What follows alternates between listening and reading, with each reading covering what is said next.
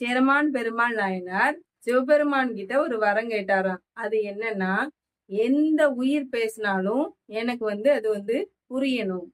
அதாவது ஈ எறும்புல இருந்து யானை, சிங்கம், இப்படி எந்த உயிரினமா இருந்தாலும் சரி, அந்த உயிரினம் பேசுறது எனக்கு புரியணும்.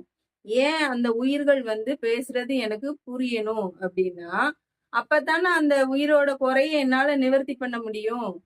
அரசரானா மக்களுடைய குறையை மட்டும் இல்லாம ஒவ்வொரு உயிர், அந்த உயிருடைய குறையவும் நான் நீக்கணும். அதுக்கு உண்டான அவங்களுடைய மொழியையும் எனக்கு நீ புரிய வைக்கணும். அவங்க நினைக்கிறதும் எனக்கு புரியணும் அப்படின்னு கடவுள்கிட்ட வரம் கேட்டிருக்காரு. உடனே சிவபெருமான் எவ்வளவு சந்தோஷப்படுவாருங்க. என்ன, அதனால அவர் என்ன பண்ணாருன்னா, உடனே அந்த வரத்தை நம்ம சேரமான் பெருமாள் நாயனாருக்கு கொடுத்து, நீ போய் அரசாட்சி செய்ப்பா அப்படின்னு அவருக்கு அனுமதியும் கொடுத்து அங்க இருந்து அனுப்பி வச்சிருக்காரு. அதுக்கப்புறமா நம்ம சேரமான் பெருமாள் நாயனார் அரசாட்சியை ஏத்துக்கிட்டாரு.